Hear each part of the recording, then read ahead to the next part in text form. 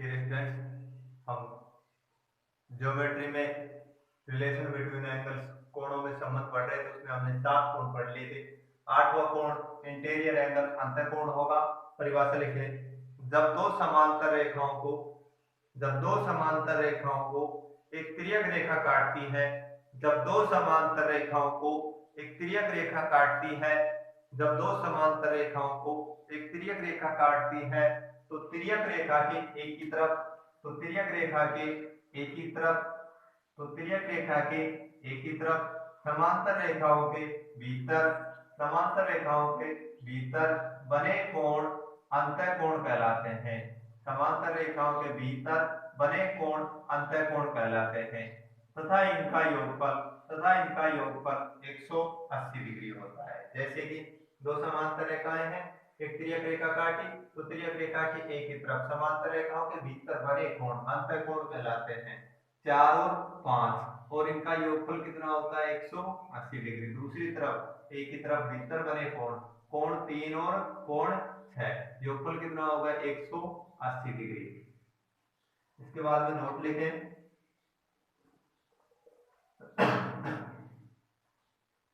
सभी अंतःकोणों के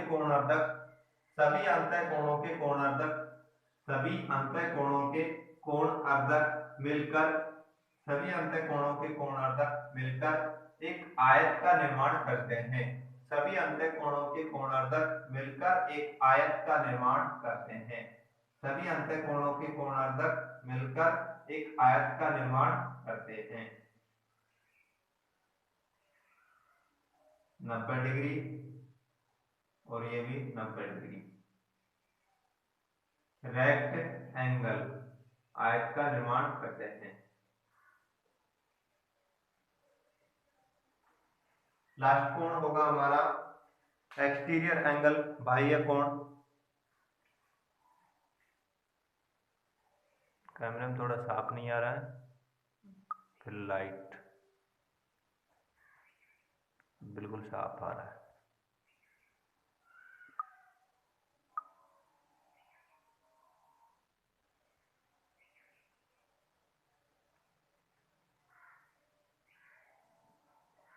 तो लास्ट कोण होगा हमारा बाह्य कोण।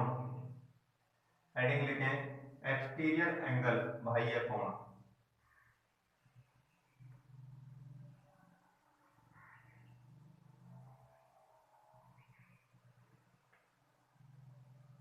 दो नंबर एक्सटीरियर एंगल बाह्य कोण।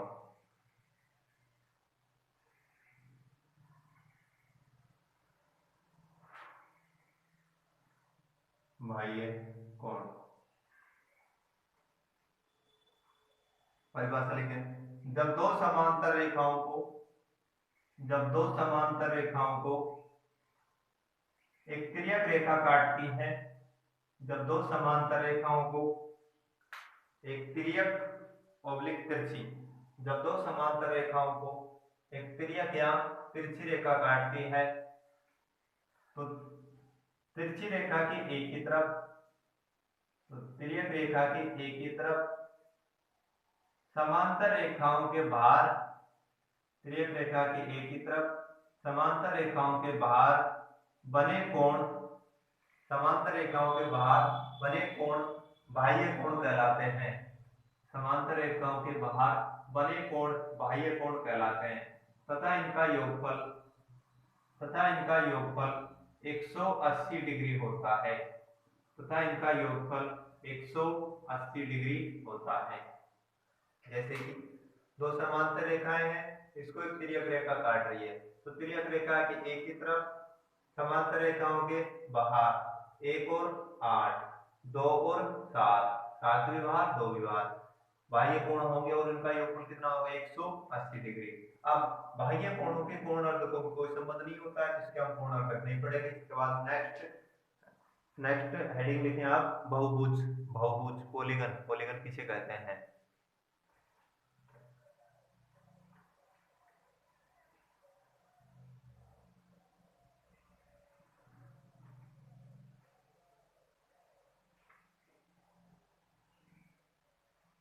बहुभुज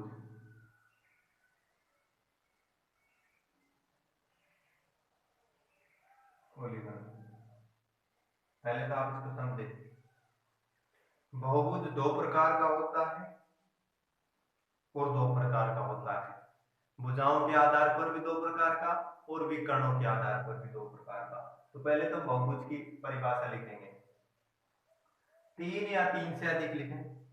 तीन या तीन से अधिक सरल रेखाओं से घिरी हुई आकृति, तीन या तीन से अधिक सरल रेखाओं से घिरी हुई आकृति बहुभुज कहलाती है।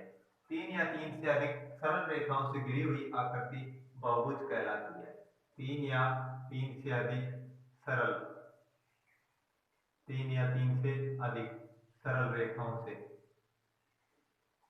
घिरी आकृति क्या कहलाती है?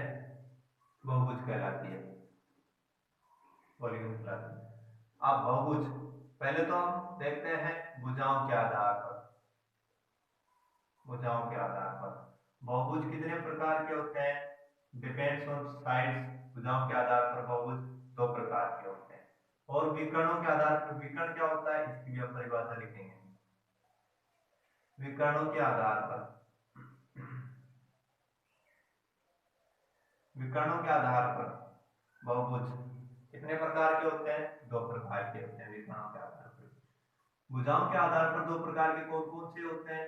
एक तो होता है समबाहुभुज, समबाहुभुज रेगुलर पॉलीगन।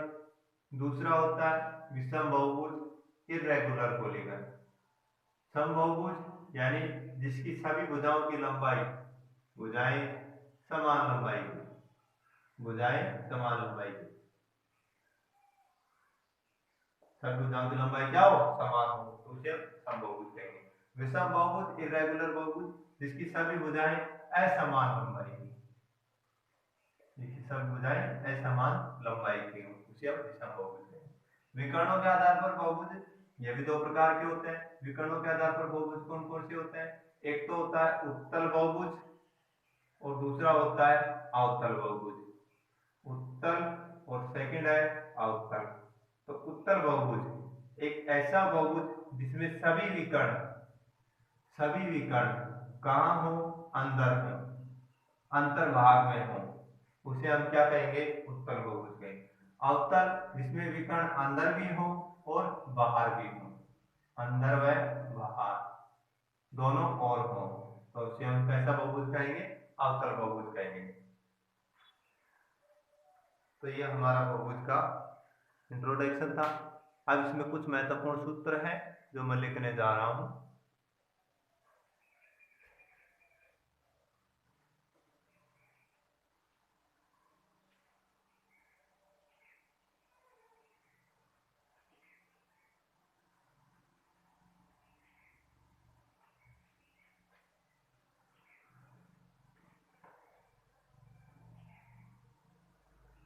हेडिंग लेके आप, इससे पहले एक विकर्ण की परिभाषा। विकर्ण कहते किसे हैं? डायगोनल। कौन बताएगा मुझे? बताने के लिए क्या है? कोई नहीं, लोग नाम। विकर्ण डायगोनल परिभाषा लिखे। किसी भी बहुभुज, किसी भी बहुभुज में आमने सामने, किसी भी बहुभुज में आमने सामने के कोणों को मिलाने वाली, किसी भी बहुभुज में आमने सामने के कोणों को मिलाने वाली सरल रेखा, किसी भी बहुभुज में आमने सामने के कोणों को मिलाने वाली सरल रेखा ही बहुभुज कहलाती है। और बहुभुज का सूत्र क्या होता है? d बराबर होता है n इंटू n माइनस 3/2। ठीक है, इसके बाद डिटेल से हम आगे बढ़ेंगे। तो कुछ महत्वपूर्ण सूत्र, हेडिंग लेके आप, कुछ महत्वपूर्ण सूत्र, सम इंपॉर्टेंट रूल्स में सबसे पहला समबाहुभुज, समबाहुभुज के सभी आंतरिक कोणों का योगफल, समबाहुभुज के सभी आंतरिक या अंत बात हुई है, समबाहुभुज के सभी आंतरिक कोणों का योगफल क्या होगा? इसका सूत्र, समबाहुभुज के सभी आंतरिक कोणों के योगफल का सूत्र होगा n-2 इंटू 180 डिग्री। ठीक है, या फिर 2n माइनस 4 इंटू 180 बटा 2 भी करते हैं और 2n कट जाता है, n माइनस 2 इंटू 180 डिग्री, ये इसका उत्तर होगा। उल्टे ए को हम क्या बोलते हैं, जहां। उल्टे ए का अर्थ होता है जहां। जहां n बराबर क्या है, नंबर ऑफ साइड्स, यानी भुजाओं की संख्या। ठीक है। दूसरा, समबाहुभुज के प्रत्येक आंतरिक कोण का मान। समबाहुभुज के प्रत्येक आंतरिक कोण का मान। समबाहुभुज के प्रत्येक आंतरिक कोण का मान। तो समबाहुभुज के प्रत्येक आंतरिक कोण का मान का सूत्र होगा n माइनस 2 इंटू 180 बटा में n। ठीक है। तीसरा, समबाहुभुज समबाहुभुज के सभी बाह्य कोणों का योग। समबाहुभुज के सभी बाह्य कोणों का योग, या फिर इसको हम ऐसा कह सकते हैं, किसी भी आकृति के बाह्य कोणों का योग। तो कितना होता है, हमेशा याद रखें कितना होता है, 360 डिग्री होता है। 4 नंबर, समबाहुभुज का प्रत्येक बाह्य कोण। समबाहुभुज का प्रत्येक बाह्य कोण। प्रत्येक बाह्य कोण, प्रत्येक बाह्य कोण निकालना है तो वही पहले की तरह 360 डिग्री बटा में 360 डिग्री। 360 डिग्री बटा में n, जहां n बराबर क्या होगा, नंबर ऑफ साइड्स यानी भुजाओं की संख्या। तो तैयार हुए। इसके बाद इन 500, पहले कैमरा देख लेता हूँ, कैमरे में सही आ रहा है, थोड़ा सा फोकस पड़ रहा है, फोकस पड़ रहा है, फोकस तो पड़ेगा ही, इसका तो कोई इलाज नहीं।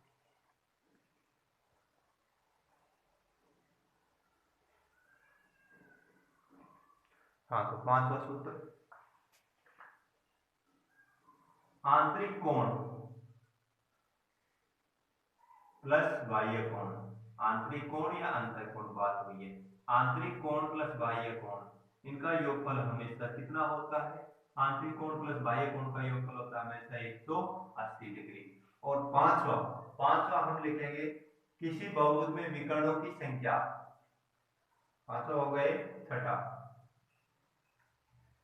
विकर्णों की संख्या d से दर्शाते हैं, बराबर क्या होता है, n इंटू n माइनस 3 बटा 2। इसको मैं अब आगे बता रहा हूं।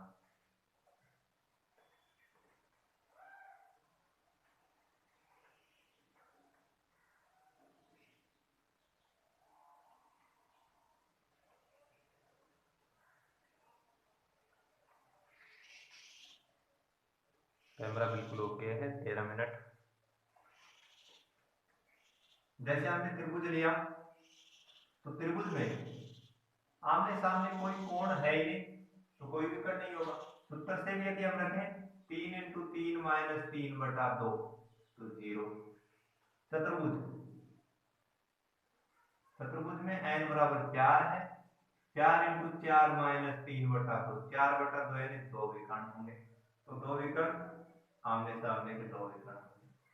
पंचभुज, ये हमने कोई पंचभुज लिया, तो n बराबर 5 इंटू 5 माइनस 3 बटा 2, 2 से 2 कट गया, इसमें 5 विकर्ण होंगे। कौन कौन से होंगे, 1 2 3 4 और ये 5। एक लास्ट हो, षटभुज या फिर व्यंजन की वलय, d बराबर 6 इंटू 6 माइनस 3 बटा 2, 6 से घटाए 3 बार, 3 दिया 9, तो इसमें 9 विकर्ण होंगे। कौन कौन से होंगे देखें, 1 2